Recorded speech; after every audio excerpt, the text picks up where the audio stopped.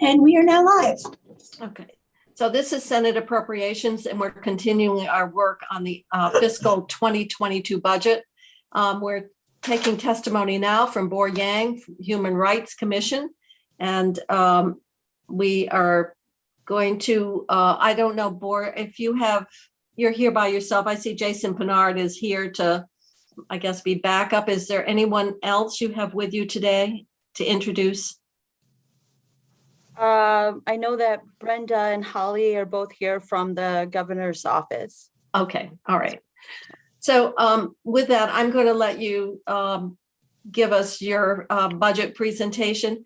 It probably isn't too long, but sometimes we like to have you give us an update, use this as an opportunity for sort of what has happened in your world since we met over a year ago, and so that's always helpful to get the highlights as well from the work that you've been doing and your experience for the last few months. I would love to do that. I know that we're on a short time frame here too, because you have a 3 o'clock. Yeah. So I have a PowerPoint presentation that I'm gonna go through really fast because I know you all are very familiar with the work of the Human Rights Commission, but I do, I'm going to go through and kind of talk about some information about the work that we do, talk about the difference between the governor's budget for us, what the House did, what we think we need, and then answer all of your questions. Okay. But as I'm sort of breezing through the presentation, please stop me if you have a question, since I tend to talk really, really fast sometimes, especially when I know I'm under time constraints. So, Chrissy, am I good to share the screen now? Yeah. Okay. Yes, you should be all set. Okay, great. Okay, so you all know our mission, which is to promote full civil and human rights in Vermont and protect people from unlawful discrimination in 3 primary areas: housing, state government, employment, and places of public accommodations. Places of public accommodations is confusing to people because they usually think commercial buildings, businesses, town halls, and so forth. But it also means schools, it means hospitals, it means roads, it means prisons. And so places of public accommodations is really everything that you can think of. And so it's all encompassing in that way. These are our commissioners and our staff members. We have 5 commissioners who are appointed by the governor and must be approved by the Senate, and then the staff, myself, 3 staff attorney investigators, John, who's our executive staff assistant, and Amanda Garces, who's our director of policy, education, and outreach. We have a statute that requires us to do 4 primary things: outreach, training, advance policies, enforce the anti-discrimination laws through investigations and litigation, and really make an effort to conciliate. This is a diagram of the trainings that we did in this fiscal year.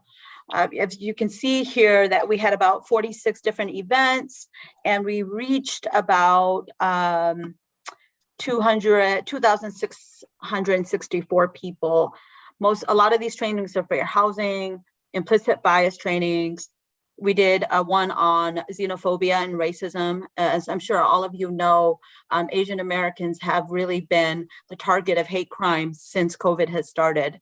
And so we did that town hall pretty earlier on, knowing that it was something that could really happen. We did various outreach events as well.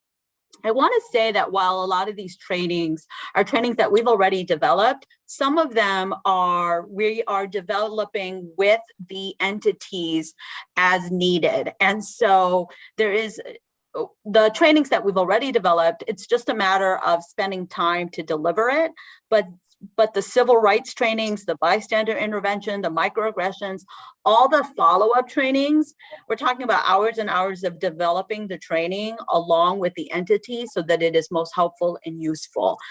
People aren't just looking for your basic 2-hour implicit bias training anymore. They're really wanting to know, okay, you have sold me, I do believe in this thing called implicit bias. Now, what do I do as an employer? What do I do as a teacher? What do I do as a school, as a principal? What do I do as a coach?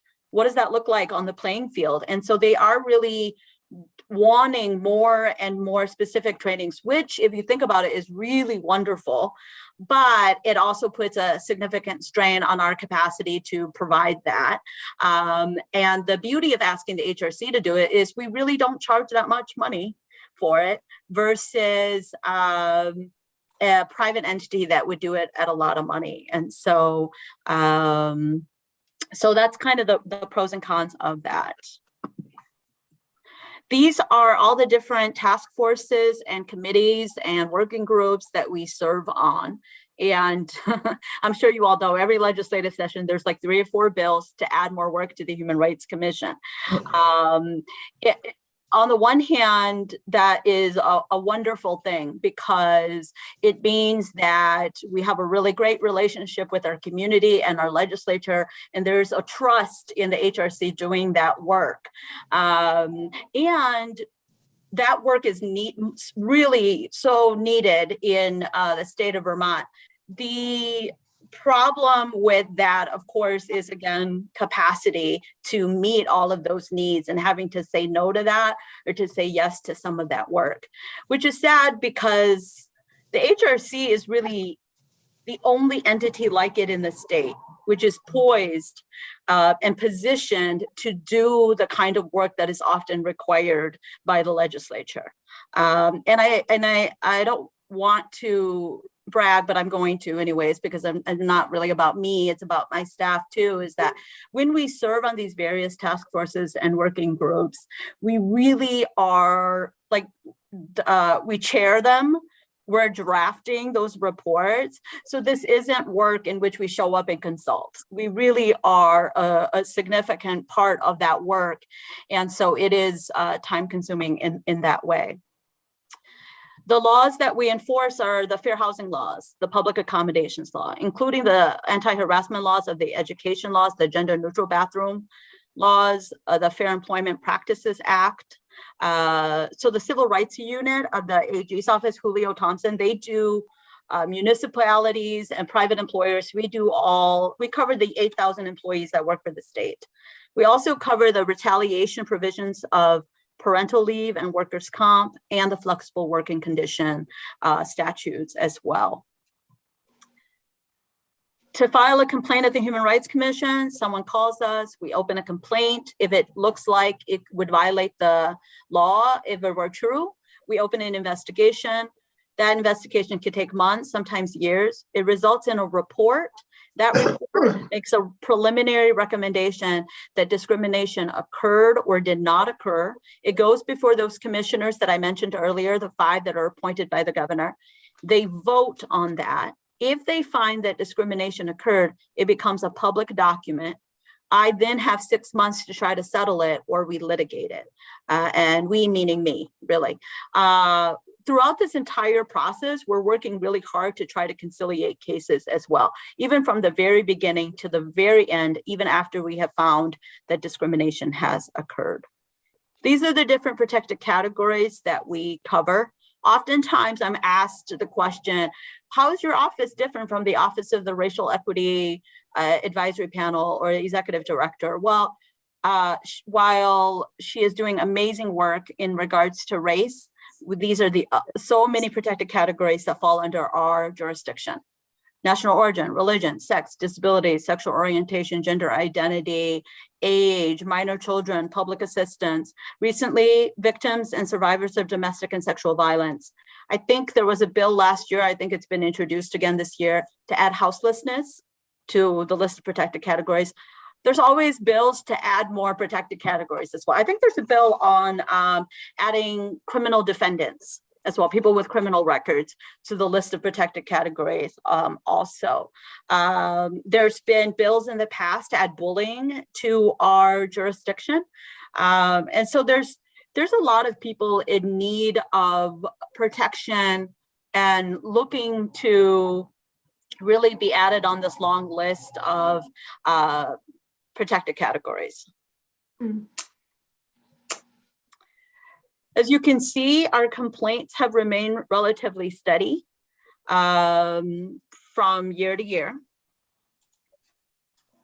But these numbers do not tell the whole story. There are very significant barriers to people bringing forth their discrimination complaints. There is a real fear of retaliation, loss of job, housing, future reference, community. If you think about the fact that, let's say you experience discrimination in the workplace, reporting that to your employer potentially not just compromises that job, but you can say goodbye to your positive reference from that supervisor for the future. It will be weird to apply for a new job and not be able to have that supervisor sort of vouch for you, especially if you've been there for a really long time. We know that housing is scarce in Vermont. So if you have an employer that is discriminating against you, a landlord that is discriminating against you, you need that housing. That housing is connected to where you work, transportation, where your kids go to school. You're not necessarily going to bring a claim of discrimination against your landlord because you're trying to maintain that housing in the future. And so these things are really real. Commitment of time and resources. People have already been through something traumatic. Then to be interviewed and investigated and to have to prove their cases can also really pile on the trauma. They are often unrepresented, and on occasion, other priorities take place. We saw with COVID-19 that it had reduced our number of calls and complaints last year. And last thing is sort of this disillusionment and distrust of any entity's ability to find discrimination and the court's ability to uphold those findings. So we know from data that plaintiffs lose more often than any other plaintiff in any other case. And that is significant, and it's something to consider. There is a bill right now, I think it's H329, that looks to strengthen the protections for these protected categories. I would encourage you, if that bill comes across your desk or the floor, to really look at it carefully, to ask all the questions you need to ask, and then to really pass it, because I think it's a very important bill and one that is all encompassing and protects lots and lots of different vulnerable populations in Vermont. You'll see here that the protected category that most likely shows up, that is more frequent, is disability.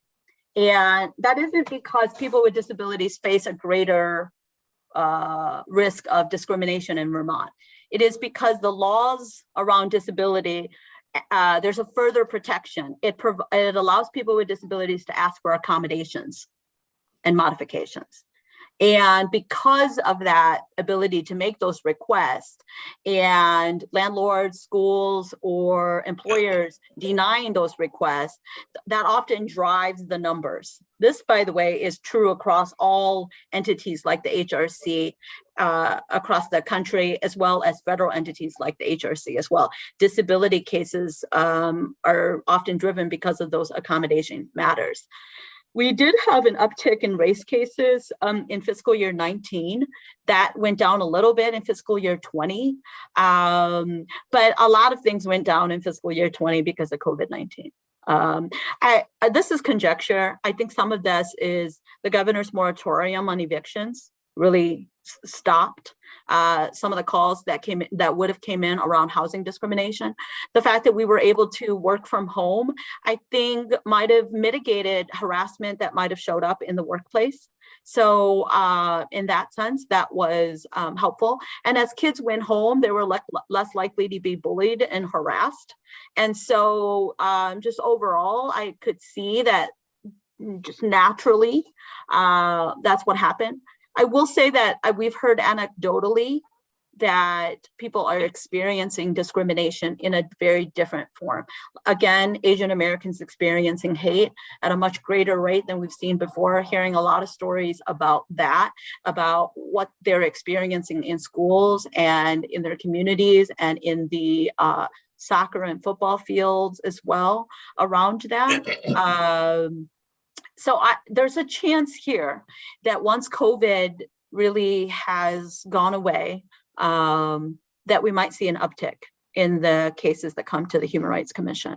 So, and when people return back to work physically, if that would change, when the moratorium is lifted and landlords and housing providers are able to evict, we might see more cases come through the HRC as well.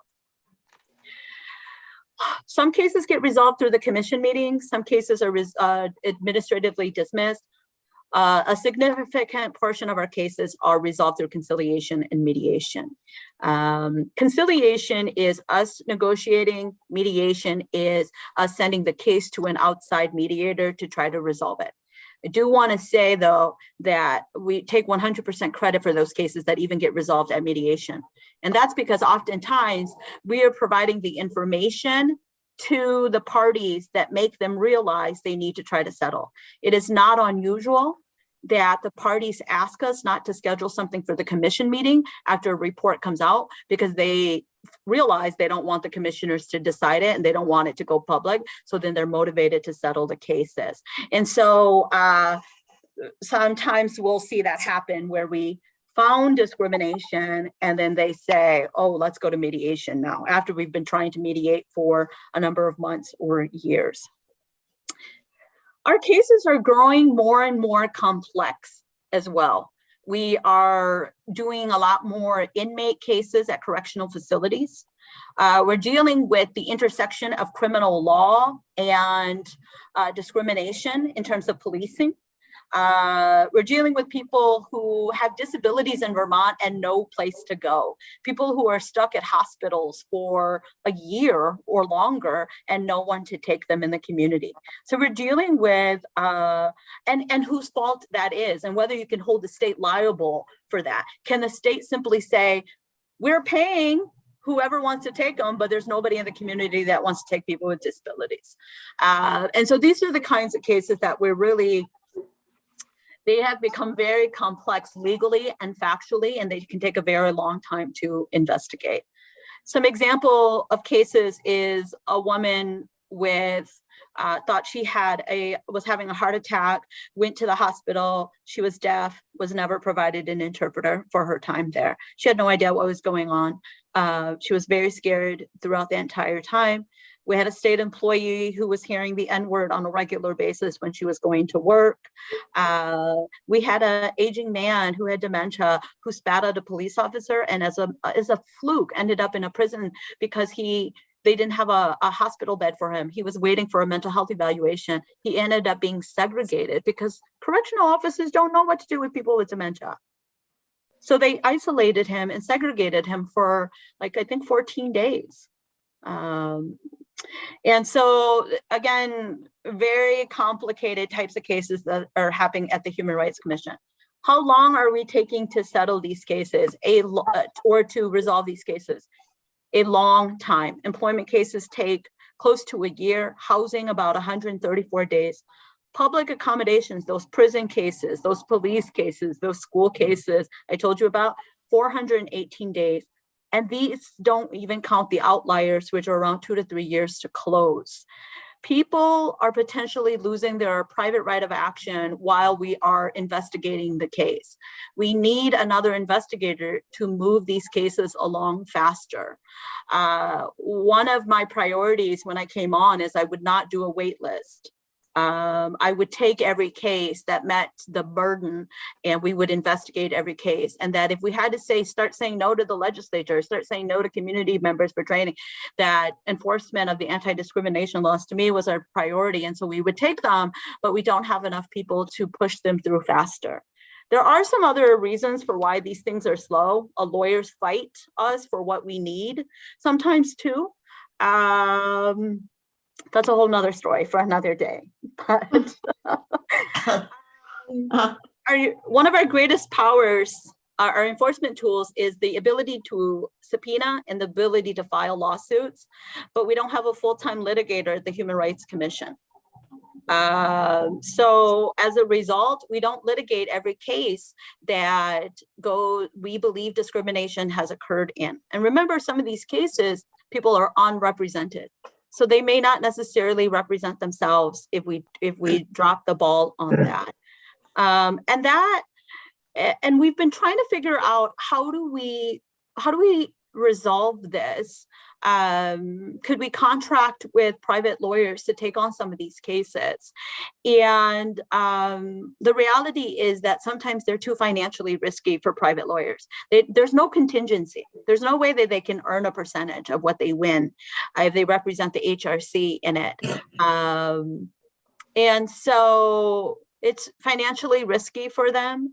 If they were charging us billable hours, I'm not sure how fast it would be before our money runs out. And so as a result, we're not creating law in Vermont about how our anti-discrimination laws should be interpreted. What's happening is we're then looking to the other jurisdictions outside the state of Vermont to help us interpret our own laws. And that shouldn't be the case. Our Vermont judges and the Vermont Supreme Court should be ruling on our Vermont law so we know how to move forward, and employers and housing providers and tenants all know how to proceed under those laws. The governor's budget permits us to, the governor's budget as recommended, it would permit us to really keep our budgetary changes as they are. It's a temporary fix. To really stay the same, we're really at a deficit of about $26,000, and we need that added to our base budget. What the House did, so I gave the same testimony in the House. What the House did was give us $300,000 one time. And I haven't had a conversation with them since then. I'm guessing that the purpose of that is to add that to our litigation fund so that we can contract out for litigation with private attorneys. Okay, that is a really wonderful thing, but this is what is going to happen. In 2 years, I will either come back to you and most of this money will still be here because no lawyer will take these cases, or alternatively, all the money will be gone. And then I will need you to fund my litigation fund again so that we can continue to sue. Otherwise, we won't be able to sue anymore. And so it's unknown. I'm in conversations just today with some of these private attorneys to see, these are the cases that are here. What is it gonna, like, what can we agree to for you to take them? Ideally, we need an investigator and a full-time litigator so that we can kind of really have control over that. But I just know that there are many competing demands upon funding, and I don't want to pretend like that's an easy task for any of you or anybody else. So I support this $300,000 funding. I would love a litigator or an investigator to be added. But I'm also very grateful for the $300,000. So this is Senator Ballant. May I ask a question? Yes, go ahead, please. So just to unpack it a little bit more so that we understand, when you say it's fine to have this money, but in terms of finding attorneys who will actually take the case, that is because, can you just outline, yeah, what are those barriers to finding attorneys who will take these cases? Yeah, so by the time, so I showed you that process where a case could sit at the HRC for a couple years. We're negotiating that entire time. I'm negotiating even after we find discrimination. So by the time we're ready to contract with a lawyer, the case is not likely to settle. It is a case that's going to go the long haul because we've spent already months, if not years, trying to resolve it. And so any lawyer that comes on and takes these cases knows they're in it for the long haul. They're not going to be able to resolve it immediately. And so we're talking about possible trial here, whereas lawyers generally are risking about they might be able to get a settlement agreement or something like that, or there might be a summary judgment. It's so good that they get a summary judgment motion and they win right away. These are not those cases. This is going all the way. And so a lawyer looks at what we might, let's say I want to pay them a billable hour, but I'm going to cap it at $20,000. No way are they going to take a case to trial for $20,000. Yeah, they're not going to trial for $20,000 or doing even discovery. And so, I tried doing this once with a different case, and I said, I'll cap it at 10, but I'll pay all of the transcripts and the expert fees and so forth. And I still had 3 different lawyers tell me no. And also because Vermont is small and we don't have a lot of case law, a lot of the cases sit in a gray area. They're not slam dunks. They must be tried. And in that sense, it's very risky in terms of the merits of the case too. So financially risky, in terms of merits, it's risky. And so I hope that answers your question. Well, it absolutely does. I really appreciate the explanation. It makes make a lot more sense. I appreciate So, Boar, you have 2 things. One of which is the House gave you 300,000, but you're being very candid with us about the complications or the difficulties of it's the 300,000 in terms of how it could be used or out into the future. The 26,000 to the base, that is just to keep you level funded. Yes. Okay. Yes. So that was not, the base issue was not addressed, but you were given this 300,000 that you've just outlined for us is perhaps it was intended well, but it's very difficult from your perspective to use in the way that it's needed. Okay. Yeah, it was, I think, in response to me asking for a litigator and a staff attorney investigator and saying, well, we don't want to add that much to your base, but here's what we're willing to give you for a time. And like I said, this is really good money. Now with this money, it is possible we can contract some of this work, but I will be in a position in a year or two, all this money will be drawn down. And then I will have to come back and ask for money to litigate. Maybe fiscally, that might make sense for the legislature to wait and see, and maybe it doesn't. And so I just want to put that out there. Okay, I appreciate that because it does come with limitations, and that is the base constraints don't go away. Right. That's why the 26,000 wasn't added, but the one-time money actually, as you say, if it comes with, don't have any expectation that we're going to be able to add this to your budget once the federal money goes away, then that really does put some very interesting dynamics to one-time money. And is this a situation that really lends itself to that regard? And I guess we have to have you evaluate that for us. But I appreciate your candor on that. I see Senator Westman has his hand up, so perhaps he wants to pursue this a little further. Yeah, so you say one staff attorney. Is the investigator in the same position that the staff attorney would be in the litigator, that you would need that in base? Yeah, so yes, our all of our investigators are staff attorneys. So we call them staff attorney investigators. So yes, that would be added to the base. The staff attorney investigator, the request for that is to move the cases along so that people's private right of actions do not expire while we're still trying to investigate it. That's a really important constitutional reason why we need a staff attorney investigator. The litigator is important so that we don't say no to these cases where we've found reasonable grounds, and it permits us, me specifically, to not have to constantly shift work and say no to the legislature sometimes or on various task forces when there is other work that is required and that we are positioned to do. And so part of it is also trying to manage what we are trying to do.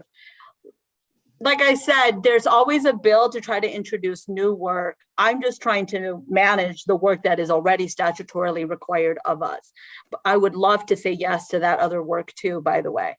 Which, by the way, I just had a deep conversation with the commissioners last Thursday around 3 different ideas that the HRC should be taking on that has been brought up to me. And we said no to all 3 of them. Because we have to focus on what our statute requires us to do. We have to manage this first before we start taking on new things. And that's unfortunate because I don't know who can take on that work if not us. But I commend you for being honest, because oftentimes Absolutely. the request is made without any understanding of what you're already juggling for workload. Yeah. And so if you don't set those priorities, then you end up feeling like you're compromising the very core work. So appreciate your honesty. I'm just hoping, I don't know how many more slides you have. I'm done. Oh, you are? I'm Okay. done. I just, the only thing I want to leave you with is something that maybe is already obvious. And that is that the HRC was created by the legislature. And we are independent of any government entity, including the governor. And that's because we have the right to sue state departments and agencies. Mhm. So my wish and preference would be for the legislature to not always look at the governor's budget for the HRC as the starting point, but to independently look at the HRC's budget and decide what you want to support and what you don't. It's really important because the goals and objectives and statutory powers and laws come from the legislature. So the support for our work also has to come from the legislature. Having said that, I really like our governor. We work really well together. I just want to say that this is the work of the legislature. And so we need your support to continue it. Thank you. Point well made. I see the committee now. Questions of 4? Okay. We've all obviously understand the work of the commission, and except for me, I confused an employment issue and was told it only for state employees. You've got to go go somewhere else for. It's very confusing to a lot of people. So, and believe it or not, after 30 years, you would think that there would be no more confusing questions. But the reality is all the time, Julio and I are calling each other going, is that you or is that me? Whose jurisdiction is that? And so it's happening a lot, even between us, just so you know. I believe it. Anyway, I got a prompt response and clarification, so appreciate it. Other comments or questions of board? Appreciate your presentation and the work you do, and we'll have some more discussion, obviously, about the budget and about the 300,000. I don't know whether perhaps it's a gift that comes with a lot of issues, as you pointed out, and I appreciate your candor on that. So, but I assume that in the end, you would still like to keep it. Absolutely. Okay. All right. All right. Yes. I just thought I would make sure that I was understanding that correctly. Yes. Anything else? No. All right. Are you, you're working from home, so is it snowing? Aren't you kind of in the mountains? It was this morning, but it has stopped, which is great. So yeah, it's just cold, but yes. Thank you all so much for listening and for hearing me. I really appreciate it. I feel so supported by this committee, and know that I support you too in all the hard work that you have to do. So thank you so much. Thanks. Thank you. All right. You're going to be followed by liquor and lottery. How's that for? Oh, exciting. Yeah. Okay. Take care. Yeah. Thanks. All right. I see Brian Evans is on, and Gary Kessler's on. Is everyone, I got to check my screen here.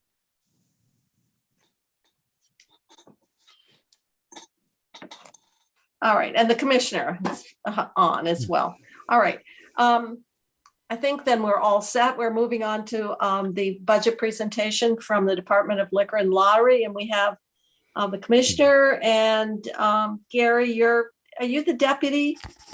Yes, I am for a little while longer. Okay, for a little while longer. Yes, I'm retiring at the end of the month. My gosh, Oh. wow. I started when I was 15, so they'll let me retire now. Mm, Wow. okay, and yeah, Brian Evans. So Commissioner, we'll let you go through your budget presentation.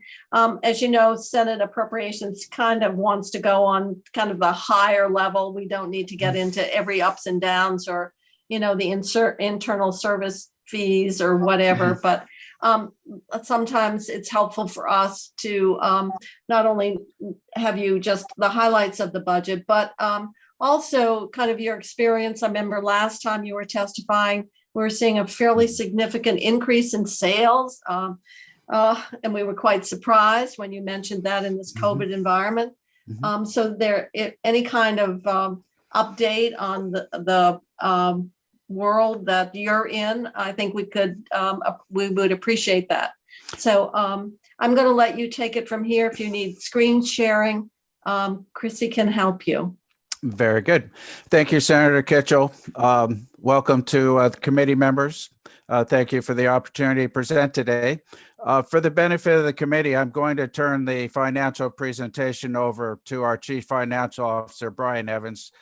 He really is most adept at answering questions should they arise, and I think he would be most fluent in walking you through the financial documents. I'd be happy to answer questions or provide any anecdotal thoughts if you'd find that helpful. Okay. So I'm going to turn it over to Brian Evans. And Brian, why don't you get things started? Okay, thank you, Patrick. Hello, everyone. Brian Evans, Financial Director for Liquor and Lottery. I guess this is year 2 with Liquor and Lottery and speaking to you all. And as you had mentioned, Senator Kitchell, our sales are continuing to be above prior year. We are not seeing record numbers like we did right off the bat with the pandemic starting, but we are still seeing increased sales through good marketing, good, basically the plan that Patrick put in place. I do want to mention, as Gary said, Gary's retiring at the end of the month. Patrick is retiring at the end of June. So we're going to have a pretty wholesale leadership change here at Liquor and Lottery at the end of this fiscal year. So that's going to be a big change, and I'm sure you'll be keen to see who they bring in for next year. Okay, well, we wish you both. Well, it's nice to be retiring just as spring and summer and season in Vermont. It's kind of the nicest time. So very exciting indeed. I'll provide just a few notes regarding sales trends and COVID effects. As you know, we're basically concluding a year of effectively having COVID-induced restrictions in the market. Just a very quick synopsis over the last 12 months for the department. We have experienced a net case increase of about 10% versus the previous year.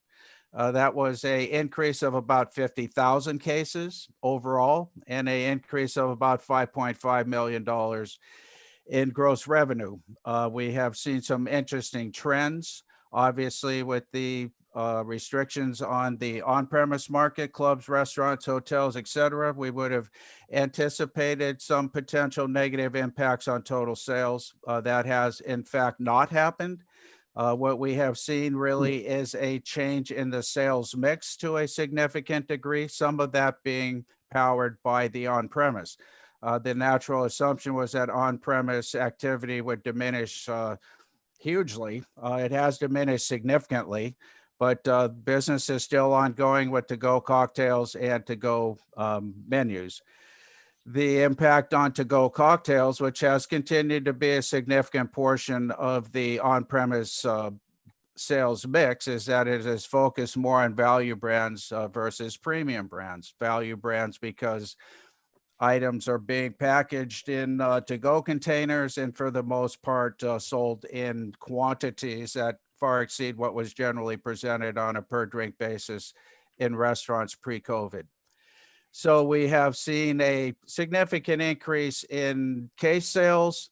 A lot of that has been in what we refer to as value brands in the industry. Those are non-image brands that are have lower price points and generally cater to a more price sensitive consumer. Initially, we saw very rapid increases in business. March of last year, we had a 30% increase in case volume. I believe that was had a lot to do with what was referred to as pantry stuffing. People, I guess, hedging their bets, if you will. Right up there with toilet paper. I think that's an excellent parallel. So we've seen some of those trends start to moderate over the past year. We've seen obviously some increase in the on-premise trade as the governor has eased some restrictions, and the department has also contemplated different avenues to allow operators to continue operating through modified outdoor consumption permit, extension of licenses. And to make a long story short, we're starting to see a recovery of the on-premise. In terms of the increase in volume, 10% increase would not have been possible 5 years ago. 50,000 case increase, there's just no way that could have happened. To Brian's earlier point regarding the return on investment of investments in technology and improved processes and procedures, we have sustained our warehouse operation day to day. We continue to service 80 retailers throughout the state. And we've made very significant improvements in point of sale technology and a number of other operational measures. So our success has been predicated to a significant degree on investment and improvements in technology. And I'll conclude at that point, but that just gives you a general flavor for how things have progressed throughout COVID. I might just conclude by noting that March, this month, is the first month that we're actually going head to head with depletion numbers that were COVID affected. So I'm not anticipating growth this year. I'm anticipating possibly a 3 to 4% decrease, which would essentially equate to about a 7% retention of the business growth that we had. So that's kind of what we're anticipating this coming year, as we hope to see a normalization in both the on-premise trade and the off-premise trade. Brian? Thank you. My And pleasure. So Brian, I guess it's all yours. Could I Okay, say a thank few you. words about lottery as well before we Oh, go on to all right, Brian? Gary. We'll keep Brian in the waiting room. So Oh. go right ahead. There we go. Brian Has it knows. been a good year for lottery? It's been actually quite a good year. I mean, the end of last year, we got into the COVID start of the lockdown. And as Patrick said, on the liquor side, we're starting to get into sort of an unfavorable comp situation. On the lottery side, it's a little bit different. When people, got the lockdown order, lottery sales took a fairly dramatic dive for about 6 weeks as a consequence of the lockdown. We were looking at having record sales last year. I don't believe we would have had record profits just because of the mix of what sold. But in this fiscal year, we're doing very well once again as we get into. I have the sales reports through just about the first 3 quarters of the year. So just to give you an idea, sales are up almost 15% over the course of the year thus far. And on a profit side, we're up about $3.5 million year to date. But now we're getting into this very weak comp compared to last year. So I expect that 15% number to increase further to 16, 17, maybe even 18% by the end of the year, which in dollars, which is probably what you're mostly concerned about, profits this right now, we're at about projecting profits thus far this year are equal to, in the first 3 quarters, to all of last year. So I'm expecting that we will have profits at the end of the year that will exceed $30 million for the first time ever for the lottery. And it may exceed that by a bit of a margin. at this point. But just so you know, year-to-date profits are projected up about 15.25%, $3.55 million. To So the good. anyone who's listening, those revenues all flow to the ed fund. Right, so that may be less interesting to you for that reason, but I still think it's good No, for you to know about actually, the it business. is, no, it's very interesting because, I'm just bringing this up because a lot of people listen to the committee discussion. And obviously there's always a lot of focus on the property taxes, but I don't think that that it's generally understood that our education system is funded by all the profits from our lottery, all our sales tax, 25% of our meals, rooms and meals tax, and a third of our purchase and use tax on vehicles. So I just thought it would be a good opportunity to let anyone who's listening know that there are considerable state revenue streams that go into the education fund as well. What people see is their property tax bill that they receive, but you're one of the revenue streams. And normally, I don't know, it's in the low 20 by the time we get profit, by the time net profit is around 22, 23 million. Usually a bit more than that, 26 to 20, I'd say in the last few years, 26 to 28 million. But as I say, this year I'll project that. That's net of expenses. That's right. actually, Yes, yeah. yes. Yeah. Yep. It's all profit. Yeah. Okay. Well, there's some, obviously you have to pay there are administrative costs associated with it. So it was just what actually net revenues flow to the ed fund. So the 30 million that you're talking about this year, fiscal year, that would be what you think would actually be net into the ed fund? Or is That's that right. the So after we growth? pay that would be what I would expect would go to the ed fund after we've paid all of our costs, all of our vendor fees, all of our agents. So we have about 600 agents, they all get paid. We pay, on instant tickets, something around 80% back in prizes. After all that, that's what I would project would go into the ed fund. Okay. All right. That's helpful. Now, Brian, do you have anything more, Gary, or are we ready to?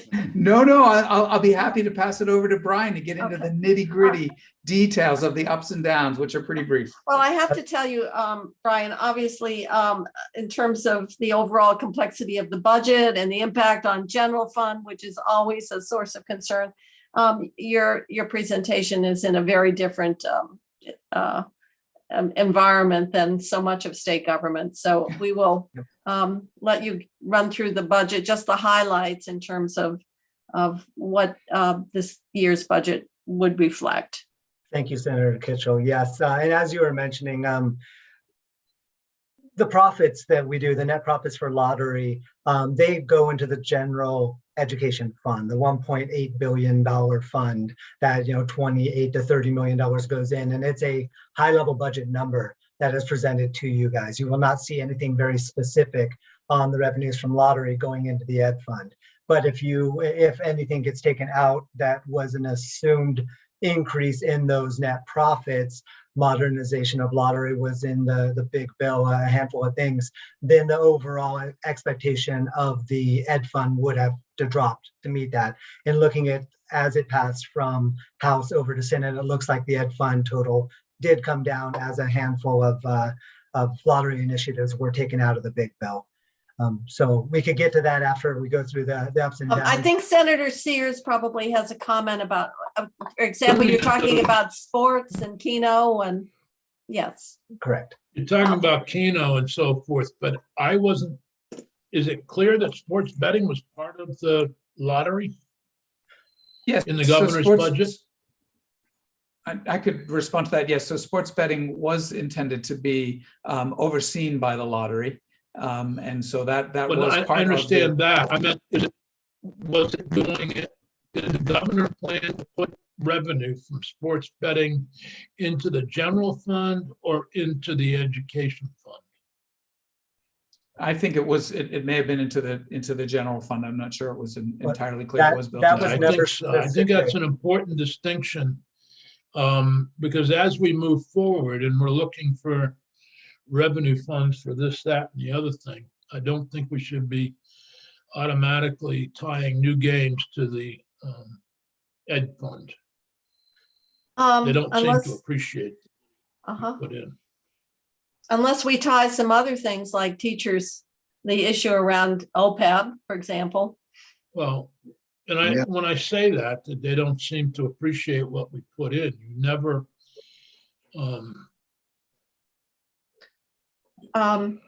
So I guess. it's unlike other areas of state government. We more and more, we continue to put more and more in to try to reduce the property tax. But you never see that. I don't see that reduction. Well, what we're seeing now is in this fiscal year, the revenues into the education fund exceed the general fund. So people don't tend to, people say, oh, let the general fund pick it up. But Madam Chair, the focus is always on, oh, you've raised my property taxes when they put in the yield every year, when the governor reports the yield rate.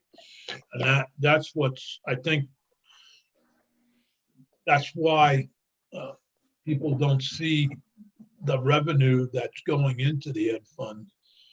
That also that 13 cents on a dollar that goes into the pension, goes to pensions. A good portion of that is teachers' retirement. That is an educational expense that we pay. Yeah. Yeah. Well, I'm not suggesting we put the teachers' retirement into the ed fund. I'm suggesting. Well, actually, we did do that. The normal retirement did get transferred to the ed fund back in 2018. Okay. For the currently employed, but what we're still picking up in the general fund is the amortized payment to make up for the underfunding that occurred in the past. So we're making whole any of that underfunding, and that is all being picked up by the general fund, plus the retired teachers' healthcare costs. So that's part of what you're talking about, Dick. I think we kind of lump it into pensions. Right. Yeah. Yeah. Mm-hmm. So anyway, so all of the initiatives related to any expansion, whether it's sports betting or the Keno, were removed in the House. Correct. Okay. And I have Sadly, yes. for those, if you wanted to go back and look at those, there was no mention of any specific general fund or education fund. So at that point, it would have stayed in education fund without any specific language change to 31 BSA. Okay, so quick for those of you who don't understand liquor and lottery, we are enterprise funded. We manage the enterprise fund through demand-driven funding, which is not in front of you as a budget request. That is through law, it is something that we request of administration. Administration grants our spending authority there. That allows us to operate the enterprise fund. So all of our liquor purchases, all of our lottery gaming purchases, sales of lottery, all of that is managed in that demand driven. What we are looking at today and what is in front of legislature is our operating budget. It is still funded by the enterprise funding. This is that small portion of the very large amount of money we spend on liquor and lottery that is we spend to operate it. And that's what the budget that we're presenting to you today. I'm not going to ask Chrissy to present our ups and downs because it is really very detailed on a lot of budget leveling that we've asked for. And I will just kind of go through out of our 5 offices within the department, 4 within the division of liquor and the division of lottery is its own office on Dep ID level. I'll just go through very briefly and then open up to any questions that anybody might have. Starting with the commissioner's office on over the entire department, we have nothing major happening there. Normal annualizations. I think we're reducing our furniture budget and then the normal sort of stuff that you'll see. Office of Compliance, we are seeing a significant down in salaries and compliance because we had some long-term retirements, long-term employee retirements. So as we are looking to replace those, they're coming in at a much lower step level. So that is bringing down our budget quite a bit. I do believe that we actually have a handful more retirements happening right now. So as we see as the fiscal year rolls out, we're likely going to underspend that salary budget as we've presented it now, as we have a handful more 55-year-old retirements, because that's the mandated retirement age for sworn officers. We are asking for a handful of small things within compliance, licenses for IntelliCheck. It's a system that they use on the back end for the compliance work. Small amounts of dollars here, nothing major. We are seeing more of a decline as we're leveling out our vehicle purchase budget in the compliance office. Moving into warehouse and distribution, a handful of small increases we see there is seasonal space rental. Patrick would be able to speak to this very much more eloquently than I, but we had a study done that is available that shows that our current space, while we are functioning in it, is not ideal for the long term. And during some of our surges, we definitely needed seasonal warehouse space to be able to expand into, to keep out of stocks at a minimum, to allow people to select whatever product they would like and not have it be out of stock in their local stores. We are actually we've signed a lease with, I believe it's A&R. I don't remember who it is anymore, to take on some of their warehouse space so we could expand in and basically keep our footprint a little bit bigger to make sure that we have the stock available based upon the amount that we've been seeing move through the warehouse. Patrick, do you want to expand upon that a tiny bit? I would simply add that the department has been operating in a warehouse facility that was originally built in the mid 60s based on the industry averages. Our current facility is 25% below capacity for our current level of business. We would have a 44,000 square foot facility if we were operating on industry average. So that issue is being addressed by the administration. The report was well done. The recommendations, I think, were relatively easy to understand. And the end game here is to sustain a profitable revenue stream for state government. That will not be possible unless the facility is invested in to provide the infrastructure to continue servicing the demand. Anyway, I think that, as I alluded to earlier, it's really been quite phenomenal what we've been able to accomplish in our existing building, but we're now basically at about 98% usable capacity in my estimation. So it's time to take a look at alternatives, and we would certainly like to continue providing revenue, customer service, and public safety to the citizens of the state. And we're going to need a building to operate out of to do that. Thank you, Patrick. So moving out of warehouse and into liquor, Division of Liquor Control Administration, we did move one position from the warehouse into liquor administration, and that's basically we are becoming more efficient in the warehouse, and that position was basically becoming redundant. We had the need in liquor administration, so we did move that out, so you'll see some money movement there. Major changes in the administration, what you're going to see is we did bring the budget down significantly for our point of sale system. We had built our budget up to be able to pay off the last parts of building that point of sale system, the modernization of liquor control. And so as we bring that down, we did not bring it down totally because we are embarking upon a new licensing system.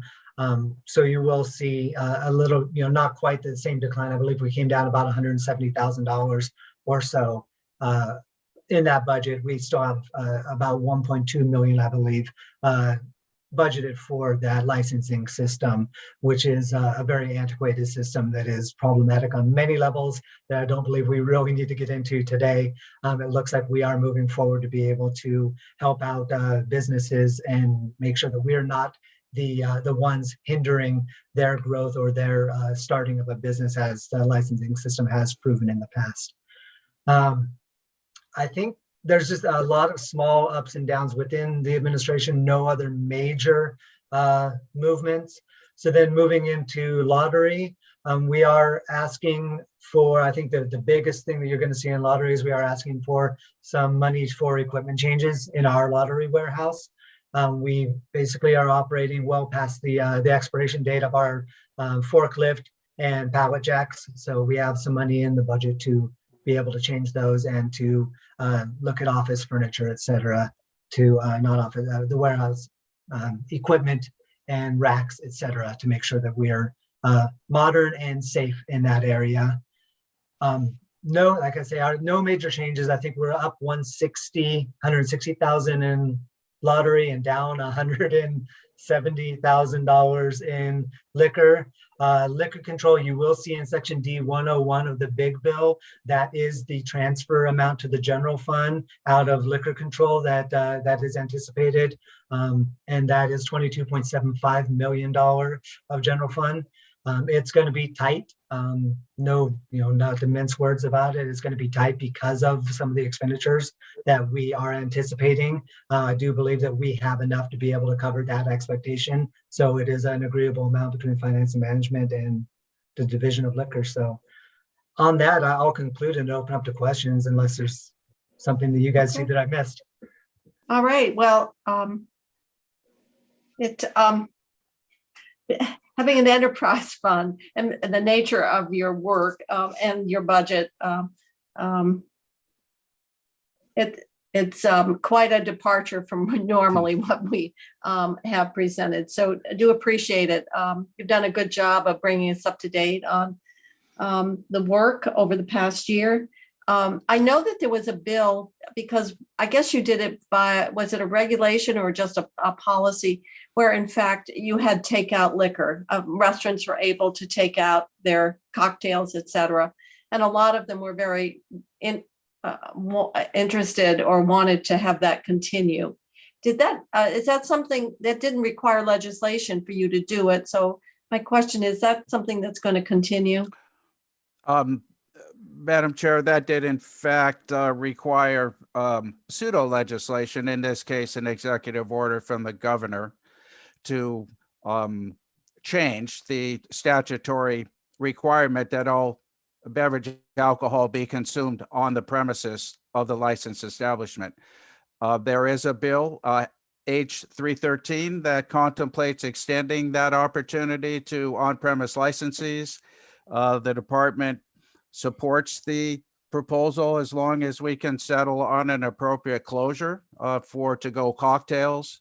Obviously, beer in unopened cans, wine in unopened bottles is less problematic to determine open container infractions and so forth. But it appears likely that option will continue with a few conditions, and we're fairly confident that should not present a public safety. So the governor did that by executive order? That is correct, yes.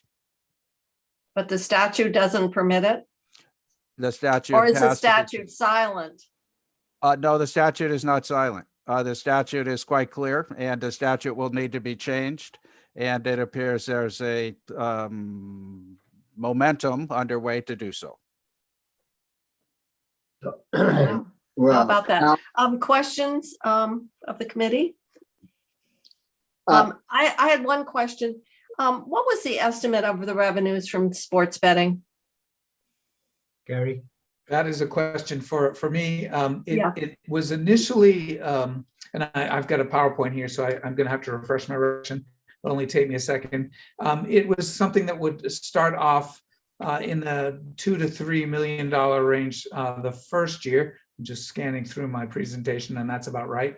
We were projecting $2 to $3.2 million, but that would continue to grow in ensuing years into the $4 to $6 million range. Of the three proposals that we had to modernize the lottery, it was sports betting, Keno, and iLottery. iLottery would generate the most long-term revenue for the state over time. Again, it was in the same general ballpark the first year, but in ensuing years, I would project that would be something more in the $5 to $9 or even more $1 million, based on what I've seen for numbers out of our neighbor state, New Hampshire.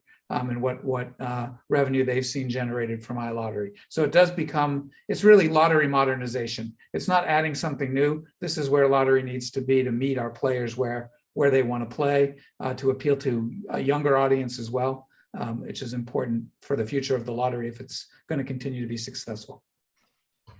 Thank you. Thanks for Other the question. Well, yes. Yes, Bobby? Yeah, on the warehouse, you're using, you said 98%, or it is at 98%. Have you got room to add more space onto the present warehouse to bring it to 44,000 square feet? We do not. So And- you're and out if of I- land, I'm sorry? you're out of property, so you cannot build it? That is correct. I would characterize our present location as being an island. On one side, we have the Winooski River, and the other side, we have the railroad tracks. So for those of you that haven't visited our facility, which is at the bottom of the hill of National Life, the location really was originally designed for rail delivery. That's why the tracks were next to it. We've been operating large tractor trailers out of there for a number of years, and it's a environment that requires a strong skill set for drivers. It's a tricky environment, and so to answer your question, Senator Starr, the proposal is to identify a alternate location within proximity of Montpelier, because our logistics study have pointed to Montpelier as the most efficient logistics center. And we're looking to either build a new facility or to have a third party build a facility to lease. And the administration is currently evaluating the long-term and short-term financial aspects of those two proposals. And I'm hopeful that we'll come to a conclusion here shortly and start the process, as I'm sure it'll take a couple of years to conclude. Yeah. And I would Madam Chair. just add, if I could, just Trying to, I'm sorry. Chrissy's on the other line. Her computer is just crashed, so she can't shut us down when we adjourn, and she's trying to reach me. So Alice, if you would continue, I'm going to see if I can get hold of poor Chrissy, who's trying to reach me right now. Sorry for the interruption. So Alice, if you can Alice, take over. You're muted, Alice. Go ahead, Philip. Commissioner, I did have a question. I was on economic development 5 or 6 years ago. Mhm. At that time, the warehouse was becoming a critical issue. The committee came down and looked it over. And one of the things that we considered was, at least at that time, was an offer from, I believe it was Pine State Beverage, from Maine to run an operation and a warehousing scheme where we would essentially hire them to do that rather than building a new warehouse. Did that idea totally go by the wayside? I think the term we're looking at here is privatization of warehousing and logistics. The privatization conversation I would characterize as alive and well, as it should be. If the department can't execute, we should be replaced. The issue with third-party vendors is that they're very expensive. In the state of Maine, the net return per case is significantly lower than it is in the state of Vermont because of the expense of Pine State. So the question is, can the state do a better job for less? And I think that the consensus has been at every turn that the answer is yes. So the discussion has not disappeared, and it shouldn't. The discussion has been essentially muted because of the improved performance of the department, the ability to sustain our existing facilities at higher rates of productivity and efficiency. And I think that really is case in point that the state can do as good or better job with a higher rate of return per case than a third-party vendor if they have the resolve to focus resources, as we've done and demonstrated clearly that the state is in a position to do a better job with a higher rate of return. We just have to be committed to that process. Well, and that's why I raised the issue is the question of resolve. I remember back 5-6 years ago, we were told that it was imminent. The situation was imminent. We needed to be, getting designs. We needed to be moving. For sure. And now it's a little bit of Groundhog Day. But well, Senator Bruce, I vividly remember entering Senate Economic Development on my first day of the job in February of 2016. And encountering. Boy, that must have been very impressive.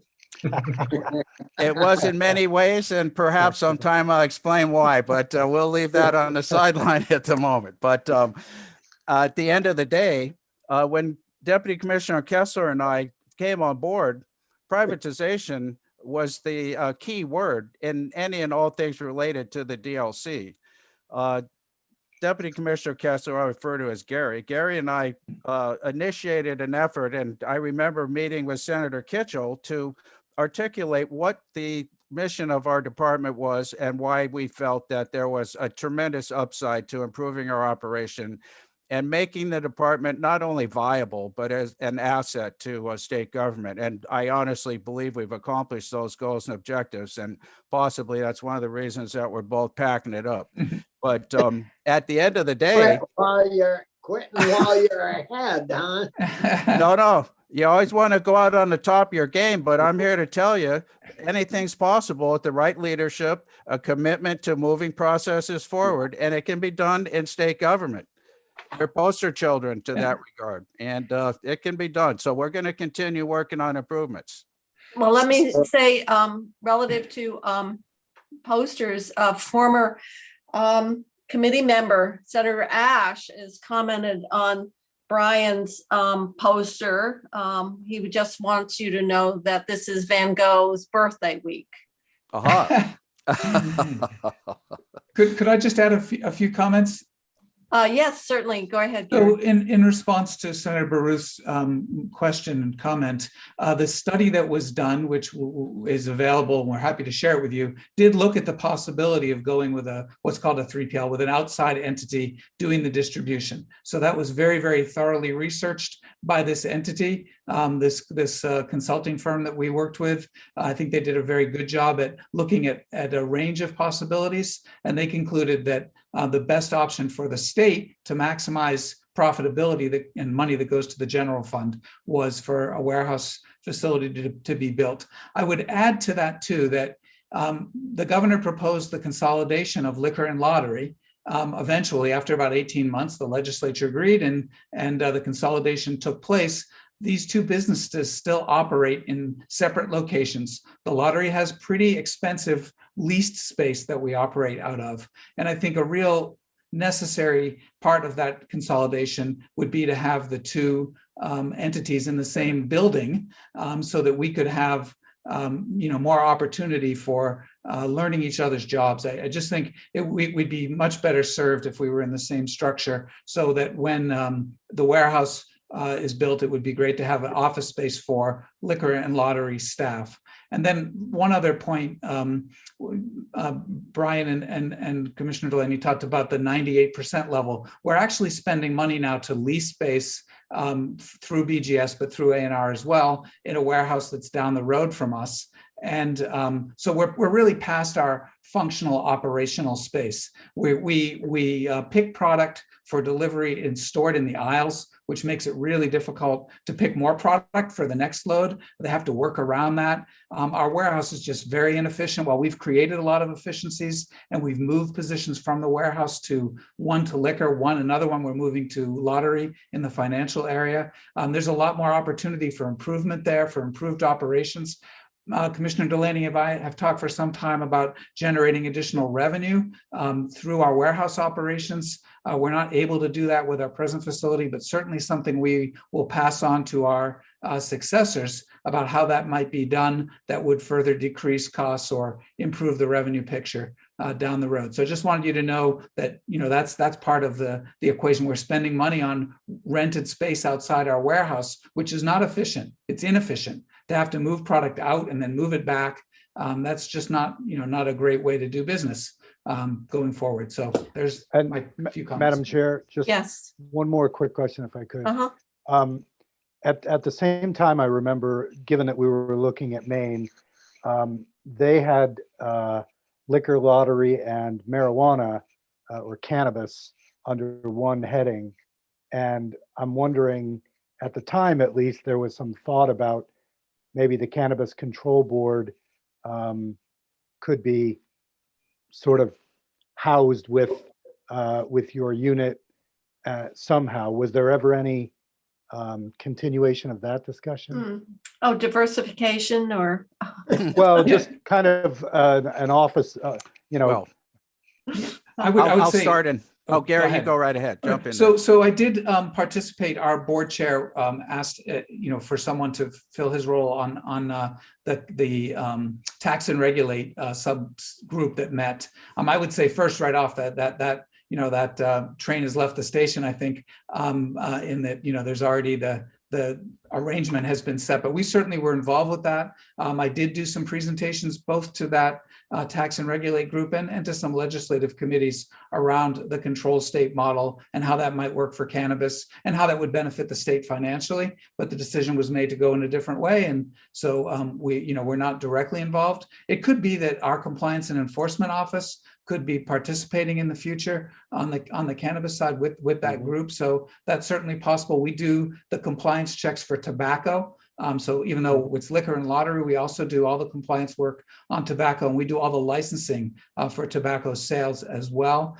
With our new licensing system, I suppose that could also potentially be something that might be made available for cannabis licensing, going forward. The system will be much more online. Our system now is over a quarter century old, and it's all paper driven. Our new system will be online, as somebody might expect to have in 2021. By the time we have it, it'll be 2022. But I think that will be a big improvement for our licensees, better service, and better for us too. It will create efficiencies. So there's certainly opportunity for the department to work on the cannabis side of things. Again, whether it's compliance checks or licensing, that sort of thing. So we look forward to that. Thank Thank you. you. Any other questions? Otherwise, well, the replacement of the warehouse, how long have we been having that discussion? About as Years. long as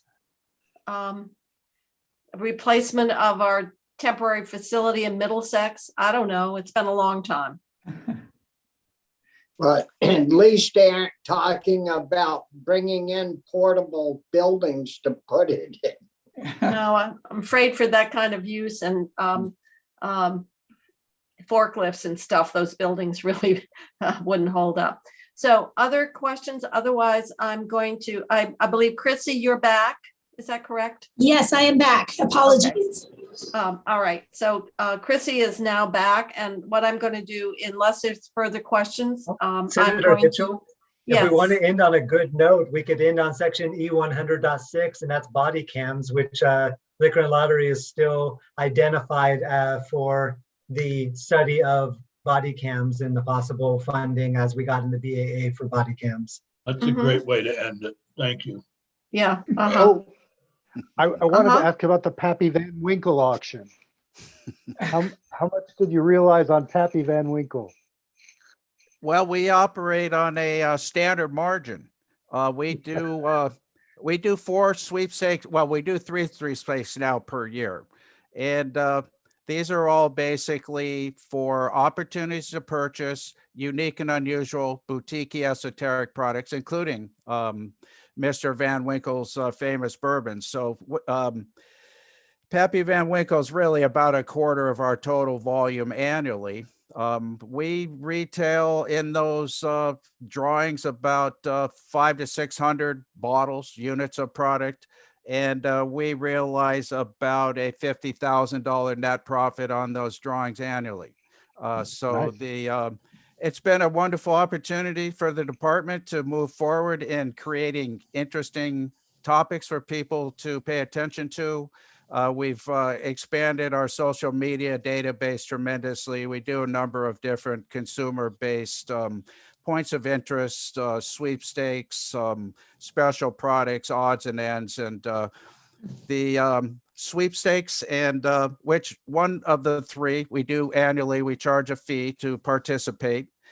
We allow people to enter as many times as they want, and we generate a donation to the Spectrum Youth and Family Services Organization annually and provide about $20,000 in contributions to that organization that we generate from the sales of opportunities to get in the Pappy Van Winkle program. So it's been, it's been quite a interesting media opportunity for us. So we have a 6,000 member database of people that we regularly are reaching out to inform them about interesting new products, raffles, sweepstakes. And so it's one piece of our new program to generate consumer interest and to make these allocations transparent, get everybody involved, let them participate. It's been a very successful endeavor for us. Thank you for asking. Great, thank Okay. you. Yeah, thank you, Philip. I don't suppose Senator Ash's been texting you as well. Who? Senator. Who? Who? Former Senator Rath. Who is he? A voice from the past. All right, committee, thank you very much. Appreciate it. And we wish you both Great. the best in your retirement. Thank you very much. I guess Thank you. Brian will be here after into the next fiscal year, I Yes, guess. he will. Great. I'll see you next year. Okay, so I'm going to adjourn the committee